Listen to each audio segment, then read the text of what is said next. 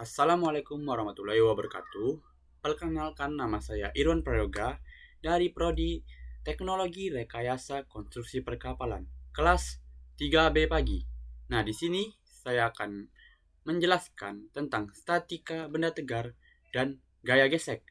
Nah, tanpa berlama-lama lagi, mari kita menuju ke pembahasannya.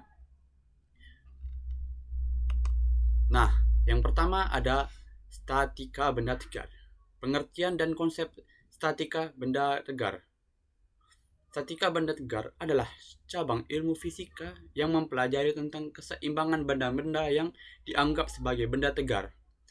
Benda tegar di sini diartikan sebagai benda yang tidak mengalami perubahan bentuk ketika diberi gaya.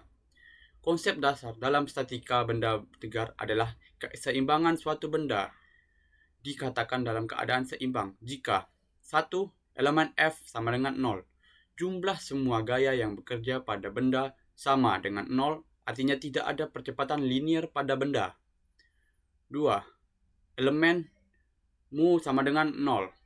Jumlah semua momen gaya torsi yang bekerja pada benda sama dengan 0, artinya tidak ada percepatan sudut pada benda.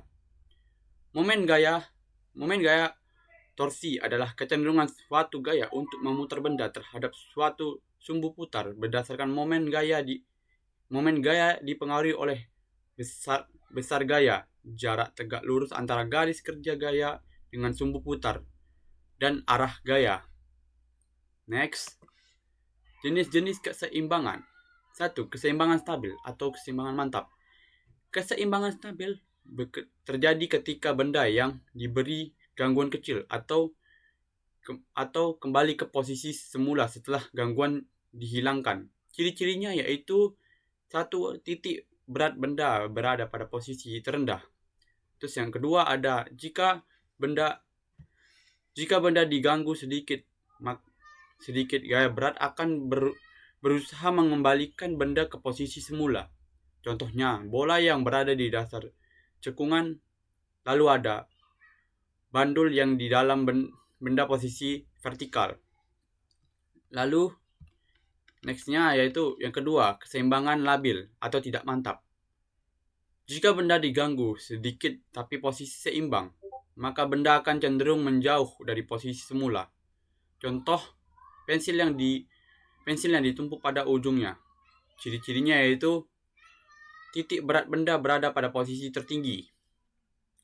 Terus yang kedua, jika benda diganggu sedikit gaya berat yang mendorong benda semakin menjauh dari posisi semula. Contoh, bola yang berada di puncak bukit, terus ada pensil yang berdiri pada ujungnya. Lalu selanjutnya ada keseimbangan netral atau indifferent. Jika benda diganggu sedikit dari posisi seimbang, maka benda tetap pada posisi baru tanpa ada kecenderungan untuk kembali atau menjauh dari posisi semula. Contoh, bola yang menggelinding di permukaan datar. Ciri-cirinya yaitu posisi titik berat benda tidak berubah ketika benda dipindahkan. Contoh, bola yang menggelinding di atas bidang datar. Terus ada lagi contoh yang kedua yaitu menggelinding di atas bidang datar. Silinder yang menggelinding di atas bidang datar. Lanjut, penerapan keseimbangan benda tegar dalam kehidupan sehari-hari. Penerapan keseimbangan benda tegar dalam kehidupan sehari-hari yaitu ada di arsitektur dan konstruksi. Yang pertama pada bangunan. Setiap bangunan dari rumah sederhana hingga bendungan pencakar langit harus direncanakan sedemikian rupa sehingga stabil dan tidak mudah runtuh. Prinsip keseimbangan benda tegar memastikan bahwa benda terdistribusi merata dan struktur bangunan kuat. Lalu ada pada jembatan. Desain jembatan harus diperhitungkan. Gaya-gaya yang bekerja padanya seperti beban kendaraan dan gaya angin. Keseimbangan benda tegar memastikan jembatan dapat menahan benda tanpa mengalami deformasi yang berlebihan. Selanjutnya yaitu ada pada kendaraan. Yang pertama itu ada pada mobil. Sistem suspensi mobil direncanakan untuk menjaga keseimbangan kendaraan saat melintas jalan yang tidak rata. Keseimbangan ini penting untuk menyamankan dan keamanan pengemudi. Selanjutnya itu ada sepeda. Di sepeda ini, keseimbangan sepeda sangat bergantung pada posisi pengendara dan distribusi berat benda antara roda depan dan belakang. Yang ketiga ada di peralatan rumah tangga. Yang pertama yaitu ada timbangan. Timbangan bekerja berdasarkan prinsip keseimbangan. Ketika kita menimbang suatu benda, kita menyeimbangkan gaya berat benda dengan gaya berat yang ditimbang. Gunting. Selanjutnya ada gunting. Gunting dirancang agar kedua bagian seimbang sehingga kita dapat memotong dengan mudah dan presisi. Selanjutnya yaitu ada contoh soal. Nah, di sini saya punya sebuah contoh soal tentang statika benda tegar. Nah, di sini soalnya menyebutkan sebuah batang homogen dengan panjang 2 meter dan berat 10 N disandarkan pada dinding licin dan lantai kasar seperti gambar di bawah. Jika koefisien gesek statika antara batang dan lantai adalah 0,5, tentukan besar gaya normal dinding pada batang. Untuk menyelesaikan soal ini, kita perlu menganalisis gaya kerja pada batang. Gaya-gaya tersebut adalah berat benda W bekerja vertikal ke bawah titik ke bawah di titik tengah batang. Terus gaya normal dinding atau N bekerja pada tegak lurus dinding. Terus ada gaya gesek statik VS bekerja sejajar dengan lantai. Nah, di sini kita bisa mencari hasilnya. Karena batang dalam keadaan seimbang, maka resul gaya dalam arah horizontal dan vertikal sama dengan 0. Selain itu, resultan momen gaya terhadap titik tumpu juga pada 0. Maka persamaannya itu elemen Vx sama dengan 0 atau N kurang Vs sama dengan 0. Elemen Fy sama dengan 0 atau N tambah Fs kurang W sama dengan 0 sama dengan elemen T atau 0. Ambil momen terhadap titik tumpu lainnya. Nah, dari persamaan pertama kita dapat N sama dengan Vs. Substitusikan persamaan kedua. Yang kita dapatkan adalah 2 Vs sama dengan W, sehingga Vs sama dengan W per 2 sama dengan 50. Karena Vs sama dengan nu Fn, maka N sama dengan Vs per nu S sama dengan 50 N per 0,5 sama dengan 100. Jadi besar gaya normal dinding pada batang adalah 100 N. Nah, itulah hasilnya. Terus selanjutnya kita beralih ke gaya gesek. Nah, gaya gesek adalah gaya yang ditimbulkan akibat interaksi antara dua permukaan benda yang saling bersentuhan. Gaya ini selalu melawan arah gerak atau kecenderungan gerak sesuatu benda.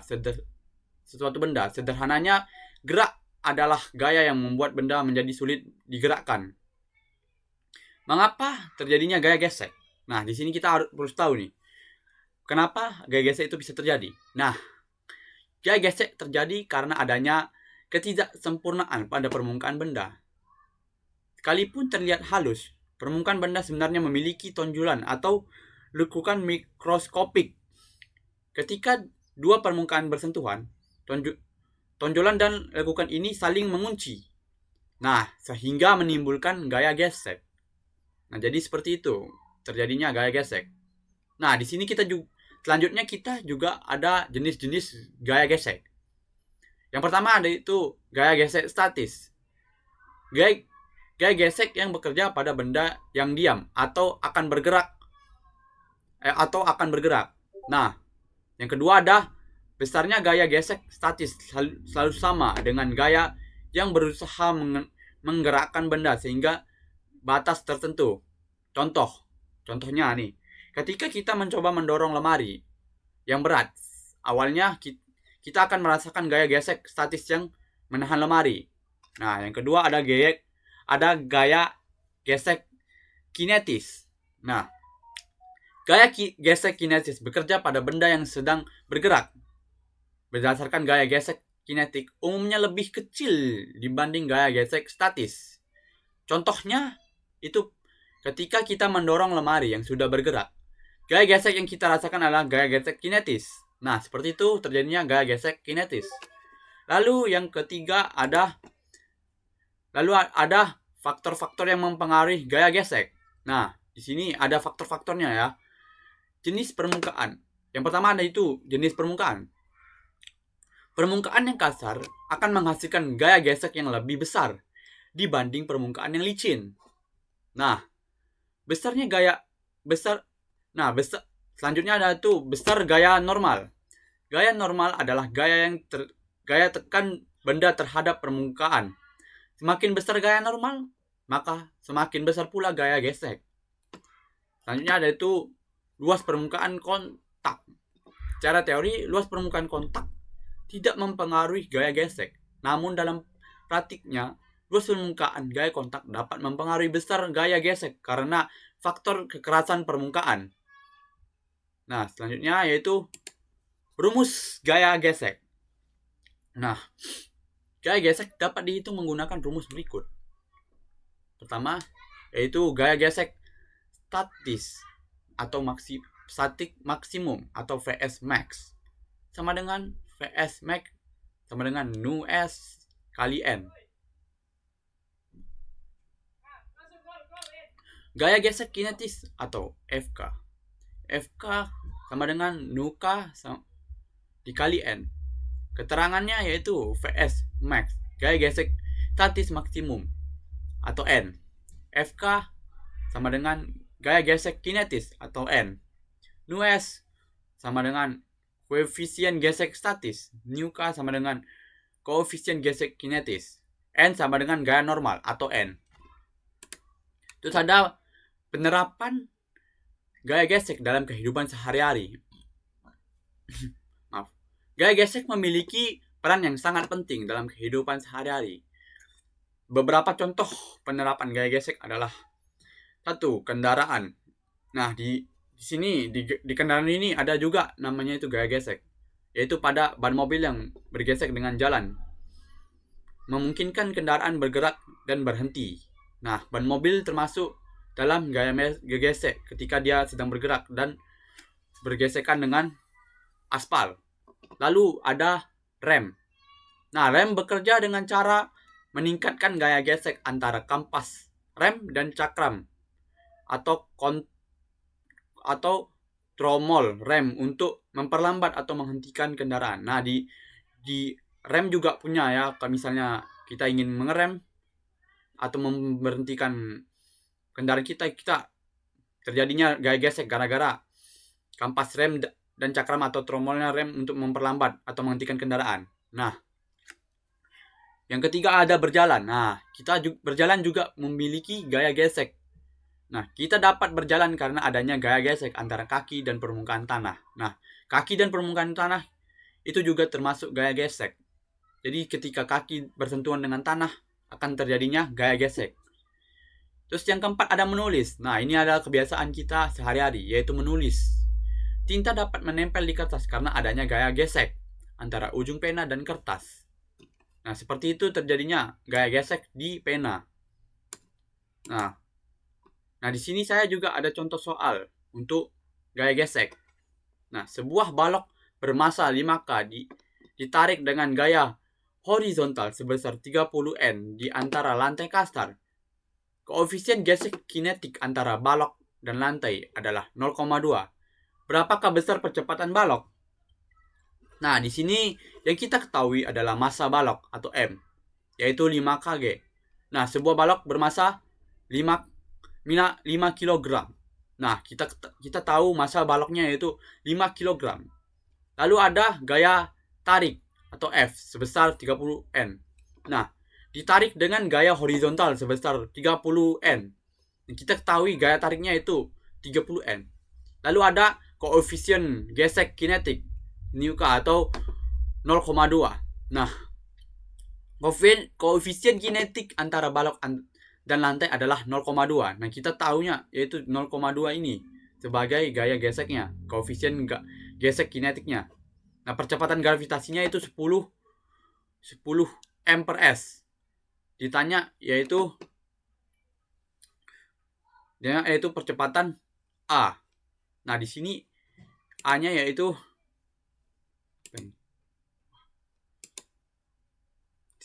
A. Balok A, kecepatan dari balok A. Terus penyelesaiannya, yang pertama kita hitung gaya N atau gaya normal.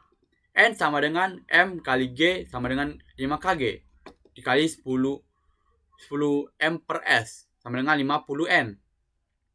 Kemudian kita hitung gaya gesek kinetisnya atau FK sama dengan Nuka kali N sama dengan 0,2. Terus dikali 50 sama dengan 10 N. Gaya Newton yang bekerja pada balok adalah selisih antara gaya tarik dan gaya gesek kinetis atau sama dengan F net sama dengan F kurang FK sama dengan 30 kurang 10 yaitu 20. Terakhir, kita gunakan hukum Newton 2 untuk mencari percepatan F net sama dengan M kali A. A sama dengan F net per M dikali 20 N per Fn sama dengan 20 N kali 5 kg sama dengan per 5 kg sama dengan 4 M per S. Jadi percepatan balok adalah 4 M per S. Nah, itu saja. Nah, itu saya dari saya. Jika ada salah kata, mohon dimaafkan. Saya juga memiliki banyak kekurangan dalam pelajaran ini. Ya, sekian dan terima kasih. Wassalamualaikum warahmatullahi wabarakatuh.